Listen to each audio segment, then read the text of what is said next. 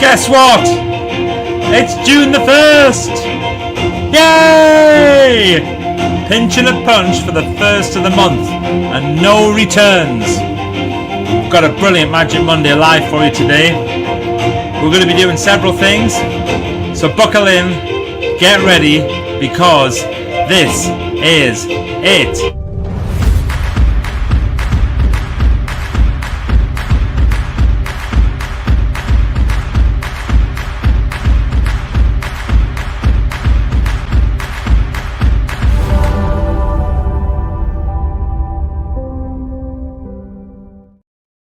Alright, it's the start of the week. Grab your coffee cups. It's Magic Monday Live. I'm full of beans, I'm full of energy today. It's June the 1st, 2026. Many things to celebrate today, including my wedding anniversary. Oh no, sorry, not my wedding anniversary. Our wedding anniversary. Christy and I have been married for 35 years today. Can you believe it? 35 years ago, in fact 35 years ago, 12 o'clock, we were already married. Because somebody, for some strange reason, decided it would be a good idea to do a wedding at 11 o'clock in the morning. Whose idea would that be? No, not Christine's. She didn't want a wedding at 11 o'clock in the morning. I didn't really want a wedding at 11 o'clock in the morning. But my mum and dad did. Because that's what people did in those days. 11 o'clock in the morning. Can you believe it? So 11 o'clock in the morning, on June the 1st, we got married in 1991. Oh, 35 years ago. So today we're celebrating that, and we're also celebrating that it is the first day of a new month. Wow. Now, on the first day of a new month, I like to do something called the Wheel of Life. And it's in my diary that every morning on the first day of the month, I do a Wheel of Life, and it's such a brilliant habit to get into. So what I'm going to do is I'm going to share with the people. I'll just put that. Yeah, I'll share with the people on Facebook and stuff an actual picture of a Wheel of Life, and those people on Instagram can see this. Probably the wrong way around. Now, if you'd like a copy of a Wheel of Life to do this and to follow along with, then it's very simple. All you do is you go to michaelheppel.com. Click on books, click on how to be brilliant, and then you will see there's a resource at the bottom, and you can get a Wheel of Life PDF. All right, you see me just rub my nose behind the picture there. Got a little itchy nose. I just had to do one of those.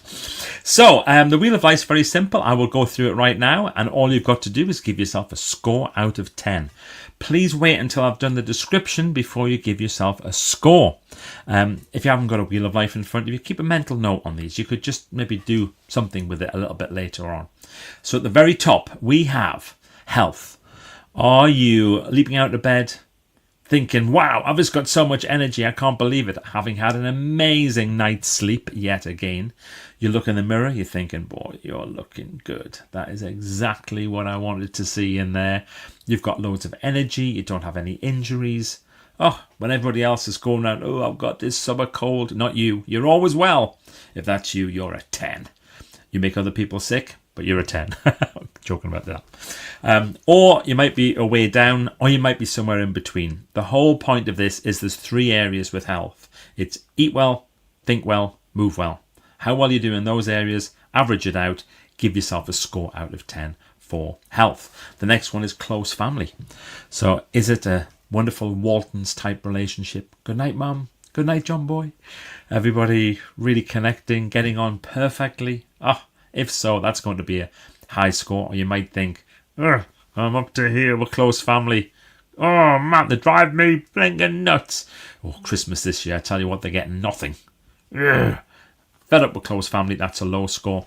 Or you might be somewhere in between. Give yourself an honest score out of 10 for your close family. Next is money. This is not about how much money you have. This is about your relationship with money. So if you're one of these people who's got too much month at the end of the money, if you're constantly worrying about money, if it's a thing, then you might be giving yourself a lower score. Or you might be thinking, well, I'm very relaxed about money. It flows in, it flows out, and I'm really comfortable with it. That's going to be a high score. Remember, this is not about how much money you have. It's about your relationship with money. I've worked with somebody who was literally a billionaire and gave themselves a low score for money because they worry about it all day, every day. And I know somebody else who had pretty much nothing, but they don't worry about it because they think of it as an energy. Flows in, flows out. The next one is relationships. So this is your friends, your work colleagues, the people outside of family. So I often think about this as how well you're doing at staying in touch. Yeah, how good are you at staying in touch with friends? Have you got good relationships, or are you just doing the odd text now and then, or the odd WhatsApp now and then? Making the effort to see somebody is brilliant. Making the effort to stay in touch with people, to be there for your friends, to remember birthdays and to remember occasions and that type of thing. It's so important. Next one is contribution. It's down at the bottom, but it is very important. So contribution is how much are you doing without the need to be given recognition or financial reward for it. So basically doing more than is asked or expected. Now this could be charity work, it could be being part of your community, it could be, letting people out in the traffic in front of you, whatever it might be. People love it when I say that. They go, oh, I don't do too badly then. I was giving myself a 2. I'll let people out in front of me. I'll give myself 3 more. No, you get 1 mark. 1 mark for letting people out in front of you. Somebody said to me a little while ago, they said, how do you measure your contribution? I said, well, all sorts of things. But every week, Christy and I do a litter pick. And when we're out doing the litter pick, there's usually somebody peeps a horn or pulls over and says thank you or whatever. And I always think, you know what? I'm getting a lot out of this. I'm definitely getting points on my wheel of life this week for doing that. So litter picks, that type of stuff. Okay. The next area is vision. So this is, where do you see yourself in 90 days, 1 year and 5 years from now? And do you have a plan on how you're going to achieve it? Oh, it's that pesky second bit, isn't it? The first bit's easy. I know where I want to be in 90 days. I know where I want to be a year from now or 5 years from now. But a plan on how I'm going to achieve it? Well, that's real vision. When you've worked out the plan, even if the plan changes, but you've got to have a plan at the start. Otherwise, you're just firing off in all directions. Start with the plan. Better that you have that and you change it than you don't have a plan at all. Give yourself a score for vision. The next area is career. So this is your work. And if you don't work, this is your retirement. Or if you are looking for work, then this is how well you're doing for finding the right career. So do you love work? Do you get out of bed on a Monday morning and think, yes, I love it. I love this so much I would do it for free. If that's you, that's going to be a high score. Don't tell your boss. Or you might think, well, it's a means to an end. I literally go to work to pay the bills. I get nothing out of it. That would be a low score for your career. Or you might be somewhere in between. Enjoy some days, some parts, not other parts, but you're not quite sure where you're going to be in a little while with it. Give yourself a score out of 10 for career. And then the final one is personal development. What are you doing to make yourself better? What are you studying? I remember one of my very first challenges when I was a fundraiser was from a guy who said to me, Michael, what are you doing right now for your own personal development? What was the last book that you read? What was the last course that you went on that you paid for? That's a good one, isn't it? The last course that you went on that you paid for. Big questions. So the more that you think about your own personal development, the more it has to link with action, with activity. Because just thinking about it isn't enough. You've got to do something. I love reading. I received this book this week. Look at this. Yo Man by the brilliant Simon Woodruff. I'm about a third of the way through it. It comes out on Thursday this week. And this is more than a memoir. This is a brilliant personal development book. The stories and the ideas and how Simon's got out of his comfort zone and reinvented himself. Complete inspiration. So I am recommending this book a lot this week. It is fantastic. But yeah, I gave myself an extra point for personal development because I love reading fiction, definitely. But also I love reading some fact. And that's some brilliant fact there. Then once you've done your Wheel of Life, you join all the dots. You go around join up all of your scores and have a look. And if it's round, brilliant. If it's not, pick a score that you want to get to. So you might say, I want to have all 8s, but close families at a 4 at the moment. What would it take to get close family from a 4 up to a 6 and then a 6 up to an 8?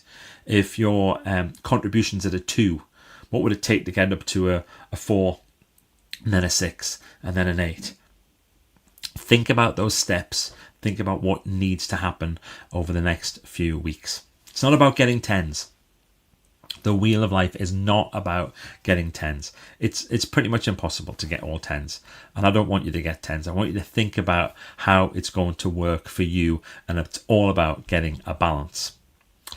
Right, shall we see who is here? I think that's always a nice thing to do. So I've got a couple of people who've joined on Instagram here. So Karen Borland, I haven't caught you for ages. How lovely to see you, Karen. I bet Karen remembers doing Wheel of Life with me when we used to teach. Karen and I used to teach this stuff to kids. We were discovery teachers, we were called. And we used to do a version of the Wheel of Life with kids. It was brilliant. Coach David Francis, big fan of the wheel, but I don't think I've done the exercise since I was in Professor McGonagall's room. That was a session that we did in Professor McGonagall's room in Durham Cathedral. And we did a brilliant training session there. It was great to see you at that event.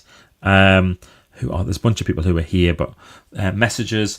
Angie Vale's here saying, hello, Michael. Hello, Angie. Matthew Bird is here saying, hi, Michael. Tuning in from the land of smiles. Whoa! Steve Scarlett is saying, afternoon from a much cooler Hailsham. It is much cooler, isn't it? And Noel is here saying hi from Nuneaton. Nuneaton. I wonder why that must be a clever reason why it's called Nuneaton today and not Nuneaton. So I hope you've enjoyed this today. If you didn't catch before what I said at the start, it's my wedding anniversary today. And I just want to say to Christine, if you're watching, very unlikely, I love you more now than ever. Thank you for being on this roller coaster with me, and thank you very much for everything that you give me. I am nothing without you. Have a brilliant week, everybody, and I will see you next Monday for more Magic Monday Live.